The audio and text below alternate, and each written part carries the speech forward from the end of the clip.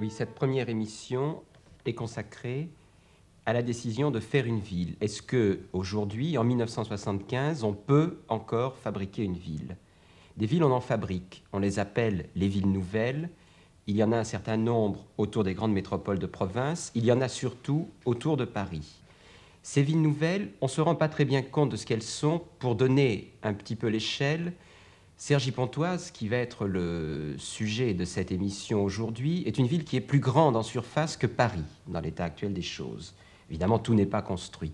Ce qui nous a intéressés à Cergy-Pontoise, c'était cette expérience qui consiste à réunir beaucoup de gens dans un endroit pour endiguer une croissance un peu anarchique, un peu pléthorique des banlieues. Les villes nouvelles, est-ce que c'est réussi? On ne sait pas très bien. Ce qu'on peut dire actuellement à Cergy-Pontoise, c'est que dans 2 ou 3 cas, le résultat est positif. Pour le reste, il est encore trop tôt, mais ça, nous allons l'examiner, nous allons voir. Ce qui tue la banlieue, c'est que les hommes partent à 6 heures du matin et rentrent à 8 heures du soir. Alors c'est une ville sans hommes. Les enfants à l'école, les femmes qui s'embêtent. Moi, je vis cette vie depuis 8 ans. Je rentre déjeuner chez moi, j'en ai pour 5 minutes. Ça me change la vie. D'ailleurs, vous avez peut-être remarqué que dans les villes nouvelles, il y a beaucoup d'anciens coloniaux, des Africains. Et je crois que ceci s'explique parce que d'abord, ce sont des pionniers, et qu'une ville nouvelle, c'est un peu analogue au défrichage des territoires d'Afrique. Et puis nous avions l'habitude des déracinés. En Afrique, on était des déracinés, et tous les habitants de cette ville, quoi qu'on y fasse, sont des déracinés. Ils n'ont pas eu leurs parents ici. Et je crois que ça facilite les contacts. Et on avait l'habitude, on sortait du bureau, 3 minutes après on était chez soi, et 5 minutes après au tennis. Bien, est-ce qu'on peut refaire ça à Paris? On va s'amuser à pousser un peu l'analogie. Vous avez colonisé, alors vous avez dû exproprier. Ah, ici, on a eu un problème qu'on n'avait pas en Afrique, qui était un problème d'expropriation parce que le terrain était déjà occupé. Il y avait des cultivateurs, et des cultivateurs maraîchers, c'est-à-dire qui Riches. riches, pas tellement riches, mais qui vendaient sur les marchés. C'était une production locale tributaire de Paris. Ce qui expliquait qu'on a eu de très grandes difficultés à persuader ces gens de s'en aller, je les comprends. Et ils sont tous partis ou il en reste quelques-uns? Non, ils sont restés. Ils ont été réinstallés dans une zone horticole. Et maintenant, ils vendent leurs carottes sur le marché de Cergy. Nous exploitions, oui, tous des terres ici. Ou près de la préfecture, dans le centre? Tout autour de la préfecture, c'était cultivé disons, jusqu'il y a 3 ans. Et ces cultivateurs qui étaient sur le plateau où maintenant la ville nouvelle commence à s'élargir, se sont retrouvés à cultiver dans cette zone agricole qui nous a été laissée, mais qui se prête beaucoup moins à la culture maraîchère que la partie du plateau de la préfecture. Quelle est la forme qui a été choisie pour cette ville?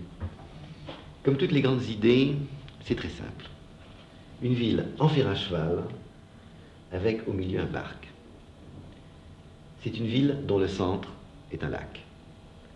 500 hectares, la taille du parc de Saint-Cloud, sans aucune construction. Une ville en fer à cheval de façon que tout le monde soit à quelques minutes de ce parc. Et le fer à cheval était déterminé par la rivière. Oui, l'Oise serpente sur une quinzaine de kilomètres avant de se jeter dans la Seine. C'est fermé par une forêt, l'Otille, et un relief très accidenté. Aujourd'hui, la ville de Cergy-Pontoise compte déjà 7000 habitants. Le chantier est commencé depuis près de 10 ans. Des immeubles de bureaux, des quartiers d'habitation sont sortis de terre, comme le quartier des Touleuses ou les Maradas. Au bord du plateau s'étend l'ancienne ville de Pontoise, la plus grosse agglomération de la ville nouvelle. Dans la brume, on peut voir les tours de la Défense, distantes seulement d'une vingtaine de kilomètres. Au premier plan, l'ancien village de Cergy, dont l'architecture ancienne sera préservée, quel que soit le développement de la ville. Derrière ce village coule l'Oise, qui décrit à cet endroit une large boucle. Cette boucle est occupée par une base de loisirs à caractère régional. C'est à l'endroit d'où sont filmées ces images, c'est-à-dire les hauteurs de Puiseux, que sera construit le second centre de la ville. Deux centres. Un premier centre, celui qui se construit autour de la préfecture, et puis un deuxième centre pour plus tard, qui sera le grand centre de la ville, qui est juste dans l'axe de Paris, à 80 mètres au-dessus des lacs. Vous dites pour plus tard, ça signifiait que vous prévoyez à quelle échéance? Ce premier centre doit être terminé dans 3 ans, et celui-ci commencera vers 1980-85. Il est déjà complètement étudié, non? Non, non. On étudie le plus tard possible, de façon à tenir compte des changements. Dans le premier centre, c'est la préfecture qui a tout d'abord été construite, en forme de pyramide tronquée. Au bord du parc, complètement aménagé aujourd'hui, s'est installée une école de commerce, l'ESSEC. De l'autre côté de la préfecture, ce qui n'est encore qu'un chantier sera le forum de la ville. En bordure de ce forum ont déjà été construits la tour Jeune Mariée, des bureaux et le centre commercial des Trois Fontaines dont la silhouette est très monolithique. Des passerelles pour les piétons et pour les cyclistes relient le centre de la préfecture aux quartiers qui l'entourent, dont certains sont achevés. La séparation des circulations était la principale préoccupation des concepteurs de la ville. Ce qu'on a cherché, c'est au fond d'éliminer la voiture dans la mesure du possible, c'est-à-dire de lui faire une place dans laquelle elle soit relativement bien, c'est-à-dire qu'elle ne gêne pas. À partir de ça, on peut aménager le reste de la ville sans être gêné par ça. Alors c'est ce qu'on a fait ici. Enfin, on a cherché à enfoncer la voiture dans la terre, du moins creuser un petit peu les voies, de façon à ce que les piétons puissent passer par-dessus et de façon à ce que d'un quartier à un autre, on puisse passer par ces passerelles dans des rues qui sont des rues réservées aux piétons, c'est-à-dire dans lesquelles les enfants peuvent jouer en toute tranquillité, les personnes âgées peuvent également circuler sans aucun risque. Et au fond, on a un sentiment de liberté, j'ai l'impression, entre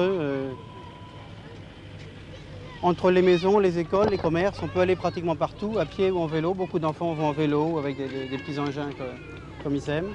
C'est des rues, mais ce n'est pas exactement des rues comme dans les villes traditionnelles. C'est-à-dire qu'il n'y a pas des... Comment vous définissez une rue comme celle-là pour vous? Oui, on aurait voulu que ce soit des rues comme dans les villes traditionnelles, sans les voitures, mais avec ce qu'on trouve dans les rues traditionnelles, c'est-à-dire en particulier les commerces, les boutiques. Et quand on l'a fait, on s'est trompé, je dois dire, parce qu'on croyait avoir à faire une ville comme toutes les villes qu'on connaît, et on s'est aperçu qu'on ne peut plus faire des villes comme ça, en particulier parce que le commerce maintenant ne veut plus se mettre sur les bords de ces petites rues, il se réfugie, il se rassemble dans ces grands centres commerciaux, ce qui fait qu'on a perdu beaucoup ce qui faisait l'animation des rues traditionnelles. Alors comment vous animez ça? Simplement par le passage des gens ou bien? On anime, disons, ça s'anime, on n'a pas animé une rue, elle s'anime toute seule. Alors il y a effectivement beaucoup de gens qui passent, essentiellement les enfants. Ce qui a été fait, c'est que les écoles, pendant vos fonds, là on aperçoit une école, sont sur ces rues de façon à ce que toute l'activité rentrée-sortie d'école se fasse à partir de ces rues.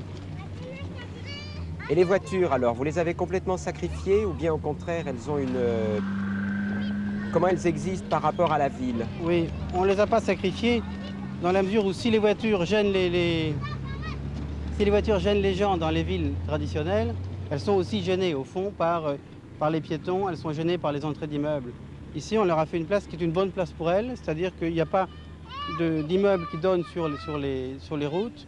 Il y a tout un réseau de routes qui techniquement est satisfaisant, mais en plus qui permet des perspectives. Par exemple, sur ces immeubles, sur la préfecture, on a cherché des perspectives intéressantes pour que les conducteurs voient des belles choses sans être gênés par des risques. Est-ce que vous n'êtes pas ennuyé, par exemple, d'avoir fait tous ces parkings en surface? Ça fait des énormes surfaces mortes. Quand on peut faire des parkings en souterrain, d'abord ça coûte cher. C'est la raison pour laquelle on ne l'a pas faite. Et une autre raison, c'est qu'en général, les parkings souterrains, c'est des choses qui ne sont pas très plaisantes d'ambiance. C'est souvent là qu'il y a des vols, il y a même des gens qui sont attaqués. Et au fond, les gens, ils aiment bien aussi bricoler sur leur voiture. Les enfants, ils aiment bien jouer autour des voitures. Alors ces parkings, les gens sont contents de pouvoir surveiller leur voiture. Au fond, ce n'est pas très gênant dans la mesure où les voitures ne circulent pas vite, parce qu'elles sont à l'arrivée ou au départ. J'étais très frappé par la grande largeur de la voie qui part du centre commercial et qui va vers la boucle de l'Oise. Ça vous paraît pas un peu large pour une ville comme ça? Si vous voulez, il y a deux manières de répondre. C'est large quand on se promène à pied, c'est pas large quand on calcule un nombre de voitures.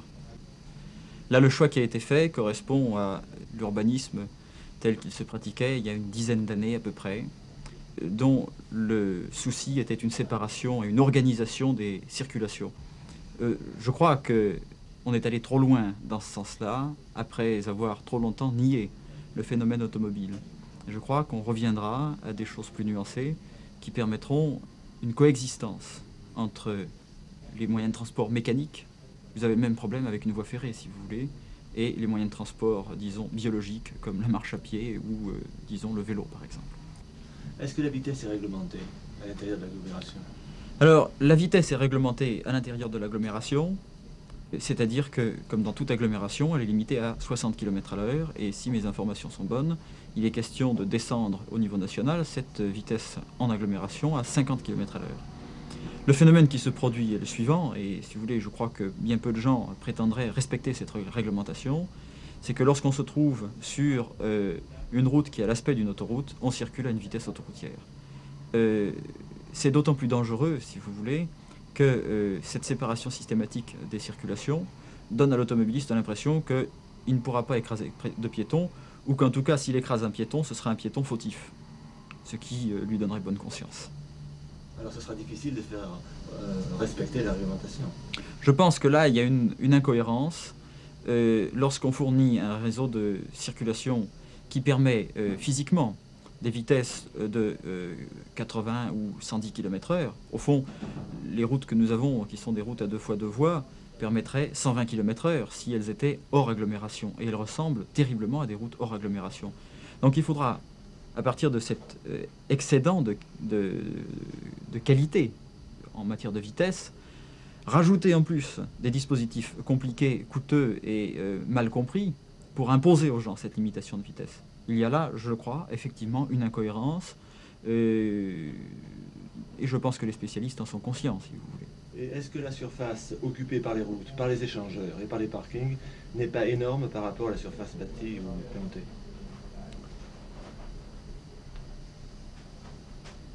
Les échangeurs peuvent être plantés. Il y a des... J'ai l'air de vous dire une boutade, c'est vrai. J'ai vu, il n'y a pas très longtemps, hélas pas ici, c'était chez nos collègues de Marne-la-Vallée, un échangeur dont on ne pouvait pas soupçonner l'existence quand on était encore à 100 mètres dans l'endroit où il était. Parce qu'il était creusé dans le sol et planté. Ce n'est pas le cas ici, où les échangeurs occupent une surface visible très importante. Ici, les échangeurs occupent une surface visible très importante. D'une certaine manière, il est probable que les échangeurs qui sont encore à faire verront diminuer leur importance et en tout cas seront traités, j'imagine, avec plus de subtilité. Néanmoins, il y a des cas où l'on ne peut pas échapper à des nécessités techniques, en particulier lorsqu'il y a des échanges entre 2 autoroutes, comme c'est prévu dans la partie ouest de la ville nouvelle, entre 2 autoroutes interurbaines. Ce seront effectivement de gros échangeurs avec des quantités de liaisons routières et probablement effectivement des zones mortes. Dans la partie de la ville qui n'est pas encore construite, vous avez l'intention d'adopter un système routier un peu différent? Dans le quartier de Puiseux, qui a en principe une vocation de centre-ville, l'hypothèse de départ des études a été un réseau quadrillé de type urbain, c'est-à-dire avec des voies se croisant à niveau et régulées par feu. Oui, ce que vous appelez en somme le type urbain, c'est le type urbain traditionnel. Et le type auquel appartient Cergy actuellement serait plutôt le type banlieue. Peut-on parler vraiment d'une ville nouvelle? Si vous voulez, le terme de ville nouvelle a été très galvaudé ces derniers temps. Je pense qu'entre l'image de la ville nouvelle, telle qu'elle était produite par les concepteurs à l'origine de ce genre de projet, et ce qu'est la ville nouvelle maintenant, il y a une très grande différence. Et si vous voulez, je pense que ce serait déjà pas mal de faire une bonne ville traditionnelle, plutôt que d'espérer de faire une ville futuriste, même nouvelle. Au fond, je pense que si l'on arrive à rendre la ville traditionnelle compatible avec le mode de vie actuel, on aura gagné un pari. Comment vous avez fait pour les logements? Quels étaient les choix principaux? Les Les grandes logements. unités? Non, nous cherchons à avoir la variété. C'est très difficile les logements parce que les gens sont très conservateurs, ils aiment l'architecture traditionnelle, et en plus on est tenu par des cadres de prix très, très stricts, on ne peut pas se permettre de fantaisie. Mais on a voulu la variété. Et c'est pour ça qu'aucun architecte en ville nouvelle n'a le droit de construire plus de 600 logements. De même, un promoteur, on ne veut pas que ce soit la ville d'un seul promoteur, qu'on soit la ville de la Caisse des dépôts, de la Banque de Paris et des Pays-Bas. Donc il y a un très grand nombre de promoteurs qui interviennent simultanément. Toute la fantaisie, on le met sur un petit nombre d'opérations témoins parce qu'il faut qu'on fasse de l'innovation architecturale. C'est ce qui explique qu'on ait fait une tour de jeunes mariés. Bon, ça signifie quoi, par exemple, ça, pour vous, cette tour bleue avec des appartements complexes, disons? C'est une idée, c'est un constructeur qui est venu ici et nous a dit, moi j'ai un programme original de logement, je pense qu'une ville nouvelle s'y adapte bien. C'est lui qui est responsable, c'est lui qui cherchera des locataires, qui aura des difficultés avec eux s'ils ne sont pas d'accord sur l'architecture. Mais nous encourageons ça, parce que il faut bien sûr que la plupart des logements soient traditionnels, mais il faut un peu de piment. Et qu'il y ait des logements même contestés. Par exemple, ces logements sont ronds. Ils sont hors centre-ville, parce que c'est des gens sans enfants. Ils aiment le centre, ils aiment le bruit. Ils n'ont pas besoin d'espace vert. Tout le monde discute. Tout le monde conteste. Mais au fond, c'est bon. Si personne ne discutait, personne ne contestait, ce serait vraiment très embêtant. On va faire une autre expérience avec un architecte espagnol. Et on l'a découvert par la télévision d'ailleurs. Il était tellement passionnant à la télévision, dans une émission, je ne sais plus laquelle, qu'on a été allé voir ce qu'il a fait à Barcelone. Il est venu à Cergy, il s'est enfermé dans un atelier qu'on lui avait prêté, et il s'est aperçu, premièrement, que le climat de la région parisienne était beaucoup plus mauvais que celui de l'Espagne, et ensuite que les Français n'aimaient pas l'architecture moderne. Alors, il a décidé de faire une recouverte, et il a regardé dans l'architecture française ancienne ce qu'il y avait de mieux. Et c'est le gothique qui lui a plu. Alors il a fait une cathédrale où on habite. La nef, c'est la rue couverte. Elle n'est pas construite encore? Non, c'est pas construit. Et qu'est-ce que vous en pensez, vous? Enfin, pas votre goût personnel, mais quelle est votre attitude à vous, aménageur, devant un projet comme ça? C'est-à-dire une énorme cathédrale que des gens habitent. C'est une cathédrale où on habite. C'est Oui, la oui. forme d'une cathédrale, mais ce sont des logements, des bureaux, un hôtel, des commerces. On s'interroge. Mais moi, je trouve ça assez exaltant. Et je pense qu'il faut le faire. Il faut prendre des risques. Bien sûr, si on en faisait l'idée de Beaufil, ce serait d'en faire 6000. Ça, n'en est pas question. Mais faire 600 logements différents, je crois que c'est intéressant non seulement pour les gens qui habiteront, mais pour les autres. Et dire, ben voilà, il y a la maison du Fada là-bas. Nous, on n'y est pas. Et les 600 qui y sont? Bien, on trouvera bien, je crois moi qu'on trouvera 600 candidats sur 8000 pour venir là-dedans, parce que c'est assez extraordinaire. Est-ce que vous ne pensez pas que ce type d'opération, la tour jeune mariée, la cathédrale de Beaufil, sont des choses qui masquent d'autres difficultés? Disons, comment ça s'insère pour vous dans l'ensemble de la planification? Est-ce qu'on ne risque pas de ne plus voir que ça et d'oublier qu'il y a des difficultés à construire des logements ordinaires à côté? Non, parce que moi, vous savez, ce que je crains le plus, c'est l'uniformité. Un peu de cacophonie. Je trouve que les gens, nous, ce que nous souhaitons, c'est que les gens aient envie de se promener et de tourner le coin de rue. Mais moi, j'étais à Massy-Palaiseau. Mais quand vous êtes au centre, vous voyez des grandes avenues, puis tout est pareil. Vraiment, vous n'avez pas envie d'en sortir. Je crois qu'à Cergy, déjà, ce qui est réalisé, ça n'a rien de sensationnel, mais j'ai l'impression que les gens ont envie d'aller voir ce qui se passe derrière. Une des idées, c'était de chercher une architecture qui puisse être un peu variée, c'est-à-dire d'avoir des immeubles de caractères différents. Alors, ils ont été confiés à des architectes différents, en leur demandant de faire chacun une architecture un peu personnelle. Alors, c'est pour ça qu'on voit des immeubles ici qui sont ces cubes blancs, ces immeubles en briques. On a des immeubles qui sont recouverts de bois, des immeubles avec des bandes. Mais dans l'ensemble, on n'a pas obtenu quand même la variété qu'on souhaitait, puisque l'architecture actuelle est un peu monotone. Mais vous n'êtes pas très content, vous, de cette architecture? Disons, elle est honnête, mais elle n'est pas très intéressante. Qu'est-ce qu'il aurait été possible d'obtenir par rapport à ça, disons, de plus? Quelle liberté, disons, l'urbaniste pourrait demander pour obtenir une plus grande variété dans l'architecture? Je crois que l'architecture, il y a quelques années, n'était pas mûre pour des expériences un peu nouvelles, ou peut-être c'est l'entreprise, l'industrie du bâtiment qui n'était pas mûre. Maintenant, on se lance dans des architectures beaucoup plus personnelles. Et il semble que les prochains bâtiments d'habitation seront beaucoup plus variés que ceux-ci. Et les blocs ici correspondent à peu près à combien de logements chacun pour créer cette diversité? C'est-à-dire que chaque architecte a eu à traiter 600 logements, ce qui est à la fois beaucoup et le minimum que l'industrie accepte pour pouvoir avoir une certaine normalisation des chantiers. Alors c'est ce qu'on voit ici, 600 logements par îlot, plusieurs paquets de 600 logements. Alors les écoles, c'est différent. Autant les logements sont destinés à des adultes qui sont conservateurs. Moi, je suis adulte conservateur pour mon logement. Autant on peut se permettre de la fantaisie pour les écoles. Alors nous avons décidé de faire toutes les écoles différentes.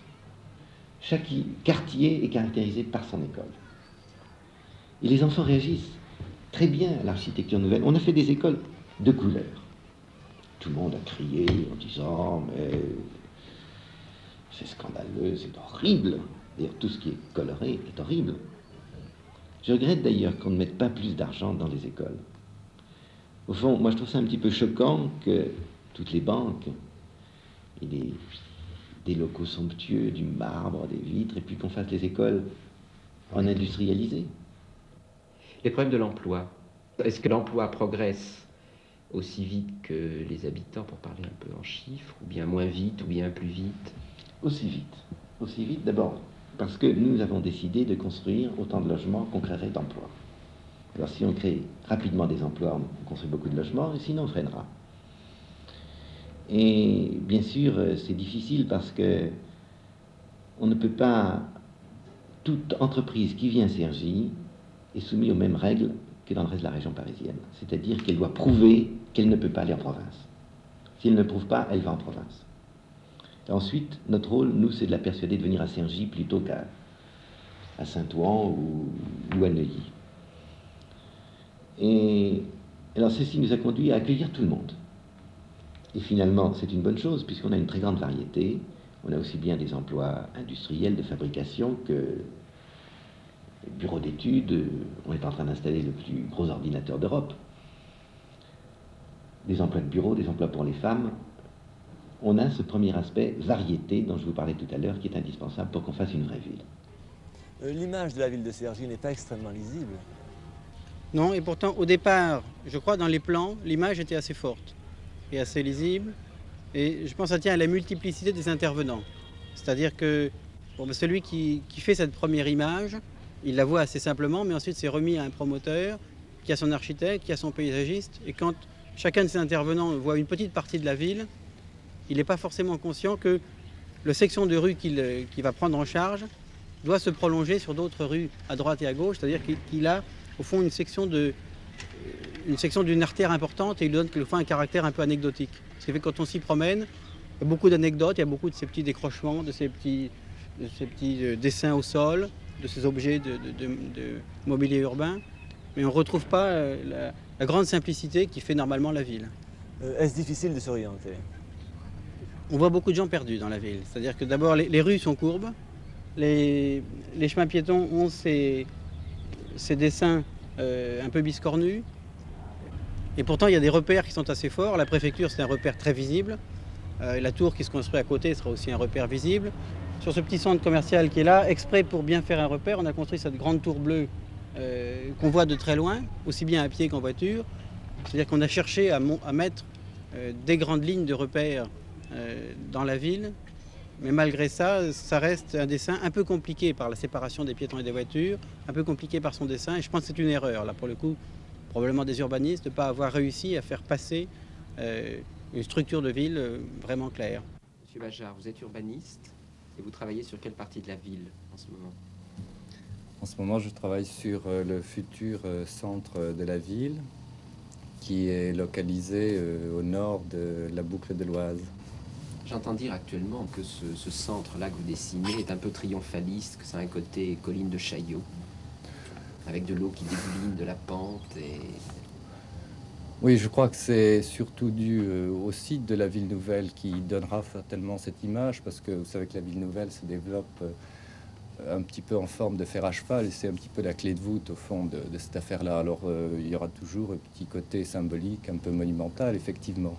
Mais il y a deux possibilités, soit cette chose-là, on ne l'exploite pas dans la forme architecturale, soit au contraire on l'exploite et on fait une chose très organisée et très rigide, c'est une possibilité aussi. Et vous ne faites pas, vous n'exploitez pas pour le moment architecturalement? Non, disons que tout ce que l'on fait, nous, c'est tout un tas d'hypothèses, de simulations pour tester, au fond, l'espèce de mécanique qu'on essaye de mettre en place. Bon, bien sûr qu'on a des idées là-dessus, mais enfin, on voudrait ne pas être trop prisonnier des images, comme la plupart du temps on l'est, mais au contraire faire beaucoup d'images pour expliquer que différentes choses sont possibles. Et essayer de déterminer, au fond, là-dedans, qu'est-ce qui a une importance et qu'est-ce qui en a moins. Ne pas attacher d'importance peut-être à les petits détails, mais prévoir beaucoup plus un équilibre entre tout ce qui sera réellement urbain et assez dense, qui ressemblera à des rues, et puis ce qui sera au contraire des espaces beaucoup plus calmes, etc. Un petit peu cette alternance entre des grands espaces libres, des espaces très denses et très urbains. Oui, mais n'y a-t-il pas là un choix? N'y a-t-il pas là un choix, a priori, entre la droite et entre la courbe, par exemple? Oui, il y a un choix, mais je pense que ce que l'on cherche à étudier, c'est-à-dire des choses qui ne prédéterminent pas trop l'avenir, je pense qu'il faut que le schéma en question soit le plus simple, le plus clair possible. Et qu'à la limite, à l'intérieur, je crois qu'il peut permettre des choses très différentes. Enfin, je parle en particulier d'un schéma de voirie. Vous avez dû voir que dans ce quartier, les voiries sont très courbes et empruntent des itinéraires très sinueux. Et l'architecture qui vient se placer à côté est très dépendante, au fond, de cette forme des voiries. Et je crois que c'est un inconvénient. Il me semble que, bon, l'angle droit est une chose qui est assez neutre à ce niveau-là, qui peut permettre, au fond, des développements très différents à l'intérieur. Je crois que le choix qu'on aura à faire à ce niveau-là, c'est un petit peu au niveau de la forme, effectivement, de la morphologie de la ville. Il y aura certainement des axes préférentiels qui auront intérêt sans doute à être très clairs, très simples, très lisibles. Et au contraire, dans d'autres parties, on aura peut-être intérêt à avoir des choses beaucoup plus compliquées. En particulier ici, on a, par rapport peut-être aux autres projets de centre urbain de la région parisienne, je crois quand même une certaine différence, qui est un avantage qu'il faut absolument exploiter. C'est précisément ce site qui est assez intéressant, qui est, on le voit assez bien ici, qui comprend au fond de partie une espèce de plateau pratiquement horizontal qui est assez ingrat, où il faudra donc recréer ici un paysage complètement artificiel de la ville, qui aura son intérêt propre. Mais par contre, l'exploitation de tous ces coteaux en bordure de l'Oise qui donneront certainement là une architecture très différente, assurément. Et vous ne croyez pas qu'il vaudrait mieux être, étant donné le site, le plus discret possible, le plus... Je ne crois pas que la ville est une chose discrète. Les gens ont peur de la ville actuellement, je crois que c'est ça le vrai problème. Mais la ville, c'est une chose qui s'affirme. Oui, ce que les visiteurs reprochent à Cergy, c'est précisément de ne pas s'affirmer assez. Oui, ça dépend quel visiteur. Je crois qu'on fait les deux reproches à Cergy, soit de ne pas s'affirmer assez, soit pour les gens qui étaient sur place avant, on trouve qu'elle s'affirme davantage. Je pense qu'on a une idée fausse actuellement parce qu'on ne voit que des petits morceaux au fond du puzzle et on a une impression qui correspond effectivement aux choses construites aujourd'hui mais qui risque de changer considérablement quand tous les morceaux seront reliés. On fait un autre reproche, c'est la solution de continuité qu'il y a entre les espaces extérieurs et les espaces intérieurs. Il n'y a pas de passage, par exemple dans le centre commercial ou même la préfecture, entre l'intérieur qui est très vaste et qui est très urbain, qui est très pratiqué, et l'extérieur qui, pour le moment, est désert. Oui, mais là aussi parce que sur le terrain, il y a la préfecture d'un côté qui est un morceau complètement fini et fermé, et puis d'un autre côté, le centre commercial qui est une autre boîte complètement finie et fermée. Et entre les deux, il ne se passe rien. C'est évident que c'est pas comme ça qu'on fait une ville, et il faut qu'il y ait quelque chose entre les deux qui puisse les relier, que ce soit précisément la rue. Mais je pense que là aussi, enfin en particulier en ce qui concerne le centre commercial, au niveau de la conception urbanistique, c'est une très grande erreur parce que le fait d'enfermer donc dans une grosse boîte tout ce qui est susceptible d'apporter au fond l'intérêt et l'animation de la ville fait que en contrepartie ailleurs il se passe rien et on a un quartier de logement qui est assez triste à ce niveau-là. Monsieur Péris, nous sommes dans le centre commercial dont vous êtes le directeur. J'ai discuté avec pas mal d'habitants de la ville nouvelle et ils ont tous l'air un petit peu effrayés de cette espèce d'éléphant qui est en plein centre de la ville, qui leur paraît hors de proportion avec la ville actuellement. Oui, le fauve dont vous parlez, en effet, vis-à-vis des gens de la ville nouvelle, peut apparaître comme un peu démesuré, car en fait, il n'est pas construit que pour les habitants de la ville nouvelle, il est construit pour toute la région, c'est un centre commercial régional. Et il est un fait que ces premiers habitants, à qui nous avons tout de même rendu un certain nombre de services, nous perçoivent d'une façon qui pourrait apparaître comme un peu négative. Vous êtes un peu le marchand, enfin, c'est un peu un piège à argent. C'est cela, c'est le temple du commerce. Un journaliste de la presse nationale disait même que c'était un monde clos, artificiel et mercantile. Je crois qu'il est forcément mercantile par vocation. Il est clos, et c'est un avantage pour les consommateurs qui sont à l'abri des intempéries et des voitures. Et il est forcément artificiel, bien que vous puissiez percevoir quelques notes naturelles que nous avons essayé de jeter dans ce centre pour lui donner un petit peu de gaieté et un peu de chlorophylle. Oui, nous avons, vous me disiez, un aspect... Est-ce que vous avez, disons, un véritable contact avec la ville? Nous avons un contact qui est un peu difficile de par notre architecture, qui actuellement a une allure un peu massive, car si on nous a imposé d'être intégrés au tissu urbain et d'avoir un cheminement piétonnier qui nous permette cette intégration, pour le moment ce cheminement est interrompu. Il y a une solution de continuité entre la ville nous-mêmes et nous-mêmes, ce qui sera, je pense, rétabli dans quelques années quand la ville sera complète, car en face de nous doit s'établir l'hôtel de ville, un certain nombre d'équipements collectifs qui compléteront cet ensemble. Dans l'immédiat, nous sommes un petit peu coupés et vous aurez pu constater que, vu de l'extérieur, on ne peut soupçonner cette vie purement intérieure. Il y a quelque chose qui m'étonne, qui me gêne même un petit peu. Vous ne croyez pas que c'est une lourde responsabilité d'être le seul centre vivant de la ville, c'est-à-dire que le seul centre un peu civique, au sens où les gens se réunissent et restent, ce soit le centre commercial? Je pense que nous étions le premier centre de vie, mais nous ne serons pas le seul. Nous n'avons absolument pas cette prétention, car ce serait justement hypothéquer lourdement la vie de cette ville nouvelle que d'imaginer que le seul centre de vie est le centre commercial. Où est votre église ici? Qu'est-ce que vous entendez par église? Votre maison avec un clocher dessus. Voilà. Ben, vous devez savoir que nous avons fait une option au départ là-dessus, c'est-à-dire que il n'y aurait pas de bâtiment, d'équipement religieux avant l'arrivée des gens. Donc, au sens classique du mot, une église, un bâtiment avec un clocher, il n'y en a pas. Ça ne veut pas dire qu'il n'y en aura pas un jour. Enfin, on ne sait pas. Et pourquoi avoir fait ce choix? Il y a différentes raisons. D'abord, le choix, on aurait pu le faire il y a 3 ans, puisqu'il y a environ 3 ans, on aurait pu ouvrir le chantier d'une église. Mais à ce moment-là, c'était encore plus criant que ça ne le serait aujourd'hui. Il n'y avait pas un habitant. Les premiers immeubles étaient seulement aux gros œuvres de construction. Et là, on aurait décidé par-dessus la tête de ceux qui arriveraient un jour. Alors, ça aurait été une malhonnêteté que de décider à la place de ceux qui devaient arriver dans les mois, dans les années à venir.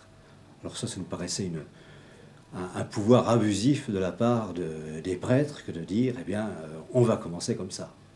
Mais par exemple, il existe ici une mission, le mot est un peu étrange, d'aménagement. Et cette mission d'aménagement prend des décisions un peu avant, disons, pour accueillir les gens, pour qu'ils aient des routes, pour qu'ils aient des infrastructures. Pourquoi alors avoir, vous, refusé cette option des infrastructures construites d'abord? Vous auriez pu avoir la même attitude que les aménageurs, que ceux qui construisent. Mais on peut se demander si c'est par là qu'il fallait commencer. Si c'est ça l'essentiel. Je crois qu'il faut d'abord quand même préciser que, puisque vous parlez d'équipements religieux, sur l'ensemble du périmètre de la ville nouvelle, il y a 25 églises. 21 églises réelles et 4 chapelles. Donc, si vous voulez, il y a un très gros équipement. Il est vraisemblable qu'à long terme, je crois que cet équipement sera certainement inadapté. Mais nous ne sommes pas dans 10 ou 15 ans, nous sommes aujourd'hui. Alors je pense que, si vous voulez, il n'y a pas de problème immédiat d'équipement religieux. Bien que ça, il y a un problème quand même, il faut l'admettre, je crois. Bon, mais enfin, c'est Donc ça nous donne une certaine liberté, si vous voulez. Et certainement que nous avons... C'est important de dire que nous avons réfléchi pour aujourd'hui, pas pour demain. Je crois que c'est ça, à mon avis, le plus important. Mais je crois que surtout, ça ne nous semblait pas du tout évident qu'il fallait commencer par là. Alors pourquoi, vous me demanderez peut-être, pourquoi c'est pas évident? Parce que je pense, comme beaucoup d'hommes dans le monde aujourd'hui, les chrétiens s'interrogent sur ce qu'est leur vie chrétienne, leur foi.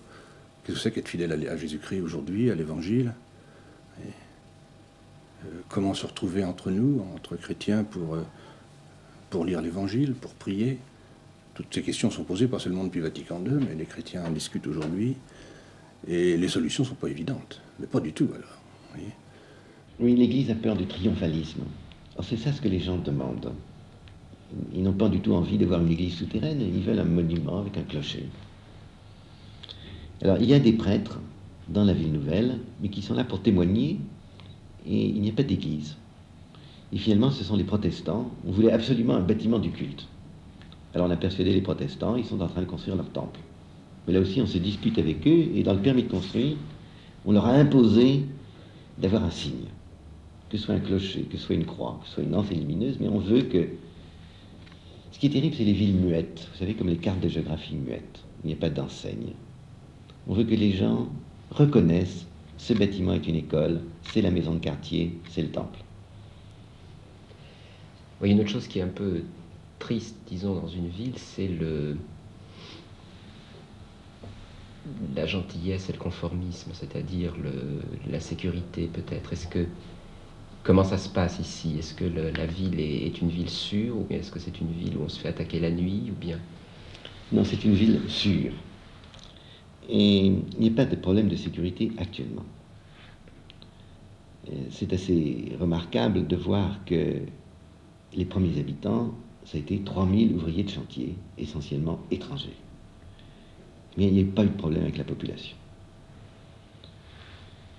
Il faut dire qu'on a commencé par les loger.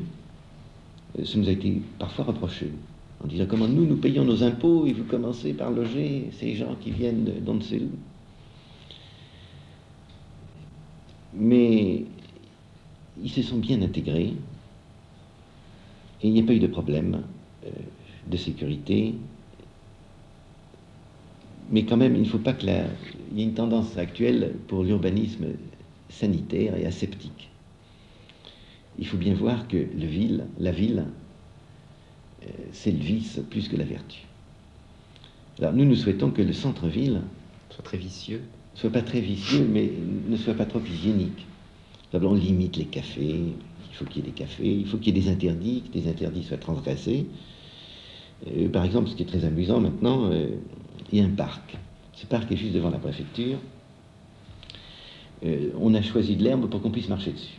Mais la police qui est à côté dit interdit de marcher sur les pelouses. Interdit de se baigner dans les bassins. Mais chaque fois que je vois des gens qui marchent sur les pelouses et qui s'affrontent avec la police, ou chaque fois qu'il y a des gosses qui se baignent dans les bassins, moi je crois qu'on a fait un premier pas. Madame Kienny, si on vous demandait de déménager demain de Cergy-Pontoise parce que soit votre travail, soit celui de votre mari vous pousse ailleurs, est-ce que vous regretteriez? Bien sûr, je crois que j'aurais beaucoup de mal à déménager d'ici. Pourquoi? Parce que j'ai connu quelque chose de beaucoup plus difficile à vivre. C'était Paris, dans un 3e, dans le 20e, avec 2 jeunes enfants. Et j'étais coincée là-haut. Tandis qu'ici, quand nous sommes arrivés, ils étaient dehors. Je n'avais pas à descendre des escaliers. Et moi-même, je peux enfin voir les voisines, beaucoup plus facilement. Et puis trouver peut-être autre chose que le papotage, peut-être une activité qui m'intéresserait. C'est une vie idyllique pour vous? Oh non, non. Un jour, j'ai dit à Marc que à Paris, c'était une prison. Ici, c'est une prison dorée parce que tout n'est pas fait pour la femme et pour les enfants. Je parle, quand je suis ici, sans le mari, disons. Ce n'est pas idyllique, mais c'est, disons, beaucoup mieux qu'à Paris. Est-ce que les relations avec les voisins sont importantes pour vous? Ah oui. Oui, puisque toute la journée, je ne travaille pas. Je pourrais travailler, mais je préfère ne pas travailler tant que les enfants sont jeunes. Donc, si on est entre 4 murs, c'est pas possible. On sort, on voit la voisine, il y a des courses à faire, on s'entraide beaucoup. Et pour moi, c'est très important. Mais vous pourriez avoir des relations avec des gens qui ne sont pas voisins, qui habitent loin. Oui, oui, dans la ville. D'ailleurs, je me demandais si j'avais plus de connaissances ici dans les plans, enfin d'amis, ou dans les Hauts-Touleuse. Et je crois que c'est donc l'îlot, un peu plus loin, où je rencontre davantage de gens, parce que je circule, je reste pas là. Je sors beaucoup, j'ai un vélo, c'est très facile. Et je trouve que je suis bien. J'ai l'impression quand même qu'il y a pas mal d'associations d'habitants, de gens comme vous qui représentez les habitants, et que il y a pas mal de problèmes qui se posent dans une ville nouvelle, non? Dans ce quartier ici, qui était quand même le premier à naître ici, il y a eu très vite, et c'est quelque chose qui nous a surpris, la naissance d'une vie associative très rapide. Une association de résidents du quartier s'est créée presque instantanément. Contre qui? Parce qu'en France, quand il se crée des associations, c'est généralement contre. Oui, c'était contre le promoteur. Puisque ces appartements étaient jugés mal finis, il y avait des problèmes de prix, de crédit à définir. Donc c'était la défense, c'est une action au niveau du logement, si vous voulez. C'était la première motivation des gens à se revoir, à se réunir. Et vis-à-vis de la ville? Alors vis-à-vis de la ville, ça a été beaucoup plus flou et beaucoup plus long, parce qu'il n'y a pas une ville. Cette ville nouvelle, Cergy-Pontoise, est construite sur le territoire de 15 communes qui existaient avant. Et en principe, ce territoire est détaché de chacune de ces 15 communes. Et ce sont les élus de chacune de ces 15 communes qui gèrent cet ensemble nouveau. Mais ça ne va pas sans mal. Et au bout d'un certain temps, c'est allé assez vite quand même, les habitants ont essayé d'obtenir des représentants auprès du pouvoir municipal, de la collectivité locale. C'est devenu les délégués des habitants, et Christian est un... C'est plutôt se faire entendre que, si l'on veut, des représentants, il me semble. Est-ce qu'il y a davantage de faire entendre la voix des populations que des représentants, au sens, si l'on veut, classique d'une municipalité, où, si l'on veut, on est les porte-paroles officiels, quoi. Le rapport de force qui est le plus sensible actuellement sur la ville nouvelle, vu les problèmes qu'elle pose, je crois que le rapport de force, il est surtout interne à l'organisme qui est censé nous diriger. Je pense surtout au syndicat communautaire. Bien, Marc, tout à l'heure, a dit qu'en fin de compte, la ville nouvelle allait s'ériger sur un ensemble de 15 communes. C'est vrai. Seulement, ces 15 communes-là avaient déjà des élus. Ces élus, c'est ceux qui actuellement nous servent encore d'élus, avec entre guillemets, bien sûr. Et quand on voit... Pourquoi entre guillemets? Entre guillemets, parce que c'est justement des élus que nous n'avons pas élus, nous, en tout cas. C'est d'anciens élus qu'on est bien obligé d'accepter puisqu'on arrive dans la ville nouvelle. Bon, alors ça, c'est un problème. Je crois que ça sera un problème qu'on pourra traiter ultérieurement. Mais surtout, ce que je veux dire, c'est que quand on voit le panachage politique, d'étiquettes politiques, qui existe à l'intérieur, si vous voulez, de ce syndicat communautaire, on reste assez sceptique sur la façon dont ils peuvent prendre des décisions. Au moins, en tout cas, sur l'objectif. On peut douter que l'objectif soit commun au moment même où ils prennent des décisions concernant cette ville. Et vous avez des interlocuteurs locaux actuellement? À une certaine époque, vous aviez les mains complètement libres. On croit qu'on est libre. On a travaillé dans une ambiance tout à fait unique en France. C'est-à-dire qu'il y avait un patron, Paul Delouvrier, qui nous a mis sur place. Il nous a dit, débrouillez-vous, faites ce que vous voulez. Moi, je suis là, non pas pour vous contrôler, vous embêter, mais pour vous aider. Alors, quand vous avez un problème, venez me voir et vous serez jugé à vos œuvres. Mais on ne peut pas faire ce qu'on veut. D'abord parce que il faut discuter, on travaille sur le territoire de 15 communes. Vous avez 15 conseils municipaux qui ont chacun leurs préoccupations, qui sont très étrangères à celles de la ville nouvelle. Il faut verdir les gens. Nous ne le construisons pas. Nous persuadons les gens de venir. Ils ont leurs idées, ils ont leurs intérêts. Nous cherchons à coordonner tout ça et puis on ne peut pas faire uniquement ce qu'on veut. Il faut que les gens s'y plaisent. On ne peut pas installer des commerces n'importe comment. Il faut que les commerces en vivent. Alors c'est toujours un compromis. Nous avons une idée très forte, des idées très fortes. On essaye de les faire passer le plus loin possible. C'est-à-dire que vous êtes en permanence entre le marteau et l'enclume, entre le politique et l'intérêt particulier. Enfin, qu'est-ce qui reste là-dedans de l'urbanisme et de l'architecture? Une volonté. Une volonté. Et qui aboutit. Et qui aboutit. Et qui aboutit, c'est nous avons cherché à avoir une volonté très ferme et à ne jamais s'écarter des principes.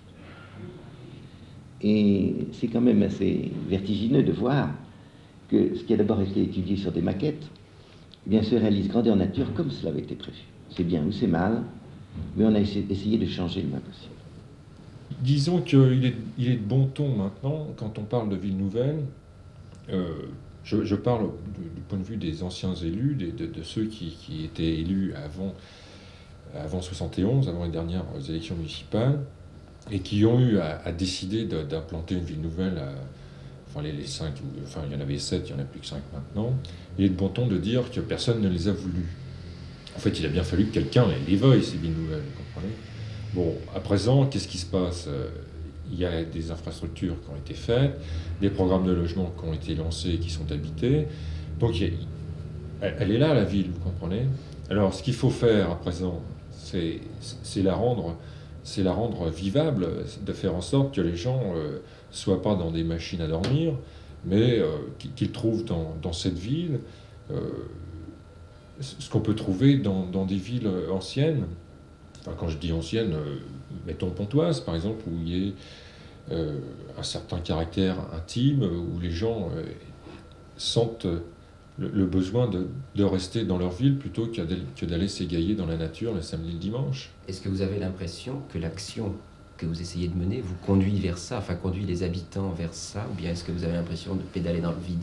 Mais je sais pas, vous savez, dans ce genre de choses, il faut avoir beaucoup d'humilité, et puis être sans cesse en train de réfléchir et de se poser la question, est-ce qu'on va dans le bon sens? Est-ce que ce qu'on est en train de faire correspond à l'idée qu'on se fait d'une ville qui soit à la mesure de l'individu? Et c'est pourquoi il faut sans cesse se reposer la question, et non pas, comme certains, partir d'un plan d'aménagement bien fait, bien poli, et puis dire, bon, ben, ça a été déterminé une bonne fois pour toutes, et on n'y revient pas. Par exemple, j'ai lu un bouquin récemment sur les villes nouvelles anglaises, qui ne sont pas quand même tout à fait de la taille des villes nouvelles françaises, mais où les schémas d'aménagement ont été revus depuis 10 ans, c'est-à-dire depuis 10 ans ont été revus 3 ou 4 fois. Et je crois que c'est ce qui manque ici dans cette ville nouvelle, c'est que on n'est pas remis sur le métier ce schéma d'aménagement pour essayer d'adapter la volonté de faire une ville par rapport à ce qui est fait réellement. Oui, parce que quand on fait un schéma, bon, ben, il est ce qu'il est, on peut se tromper, et tout le monde peut se tromper. Mais les gens qui sont venus maintenant, il y a 7000 habitants, je disais, dans cette ville nouvelle, bon, ben, ces gens-là réagissent d'une certaine façon. Et si vous voulez, on a été les promoteurs d'une idée. Elle est peut-être mince, mais enfin elle existe, c'est d'introduire, de permettre à certains représentants des populations habitant la ville nouvelle de participer à nos commissions. Bien sûr, ils n'y participent qu'avec voix consultative, ils n'ont pas de voix délibérative, les textes sont ce qu'ils sont, hein, c'est pas nous qui les avons faits. Enfin, on a introduit cette notion de participation de la population dans nos discussions au sein des commissions. Les personnes qui vous représentent, c'est-à-dire qui sont les élus locaux, sont des élus d'anciens villages. Avez-vous l'impression que vous défendez les mêmes intérêts qu'eux, ou plus exactement, qui sont en mesure de défendre vos intérêts à vous, nouveaux habitants? Tout à l'heure, quelqu'un m'expliquait que derrière la fenêtre, de ce côté-ci de la fenêtre, on est à Pontoise, et de l'autre côté du petit chemin, on est à Cergy. C'est-à-dire qu'on trouve deux communes très fermement séparées là, alors que les gens, moi je me sens très proche finalement des gens qui sont de l'autre côté de ce petit chemin. Nous aussi d'ailleurs, et c'est là le problème, c'est que ce découpage administratif est évidemment assez aberrant. Alors comment se défendre vos intérêts dans ce découpage? Disons qu'actuellement, la majeure partie des premiers quartiers de la ville nouvelle se trouve sur le territoire de la commune de Cergy, et que M. Renaud, le maire de Cergy, essaye de prendre en compte un certain nombre de nos intérêts. Dans la mesure où il y arrive, enfin, c'est encore un autre problème. Mais en admettant que M. Renaud représente et dise représenter les habitants de la ville nouvelle telle qu'elle existe actuellement, de toute façon, à ce moment-là, M. Renaud ne représenterait qu'une seule commune par rapport aux 15 communes du syndicat communautaire. Il ne représente encore une fois qu'un 15e. C'est-à-dire que cet agglomérat d'élus d'origines diverses ont chacun un intérêt qui est celui de leur commune. L'intérêt de la ville nouvelle proprement dite, je ne suis pas certain qu'ils arrivent à le percevoir. Il y a là un exemple très clair, une anecdote qu'on peut citer quand même parce qu'elle est très révélatrice, c'est que fiscalement parlant, cette ville nouvelle, il y a deux budgets. Il y a un premier budget qui regroupe spécifiquement les investissements sur les nouveaux quartiers de la ville nouvelle. Et il y a la deuxième partie du budget qui recouvre les investissements faits en commun par les différentes communes déjà existantes, qu'il s'agisse d'un gros équipement scolaire, etc. Or, ce sont les mêmes élus qui décident à la fois des recettes et des dépenses de la deuxième partie du budget, mais aussi de la première partie. Or, cette première partie, ils n'ont pas été élus par eux. On arrive donc à la plaisanterie suivante qui nous est arrivée il y a quelques mois avant les vacances, c'est qu'ils ont estimé, ces élus, à juste titre sans doute, que la deuxième partie du budget, c'est-à-dire celle qui concernait les équipements des 15 communes proprement dites, c'était trop cher. Par contre, la première partie du budget, qui concernait spécifiquement les premiers quartiers, pour des raisons très complexes, était moins élevée que la deuxième. Et ils se sont donc permis la liberté suivante de faire riper 15% de la seconde vers la première. C'est-à-dire que nous, habitants des premiers quartiers de la ville nouvelle, nos impôts locaux étaient augmentés de 15%, de manière à alléger d'autant ceux des autres communes. Comme ce sont les mêmes qui décident de l'un et de l'autre, on arrive à ça. La difficulté dans cette affaire, c'est qu'une ville nouvelle n'a pas d'histoire. Elle a un schéma d'urbanisme, mais elle n'a pas d'histoire. C'est malheureux, c'est comme ça, on n'y peut rien. Alors il faut, actuellement, on en est, le technicien remplace l'histoire. Alors il faut faire en sorte que, peut-être pas de créer l'histoire de la ville, mais de faire en sorte que viennent s'intercaler entre le technicien urbaniste et ce manque d'histoire, viennent s'intercaler ce qui fait l'histoire, c'est-à-dire la vie des gens.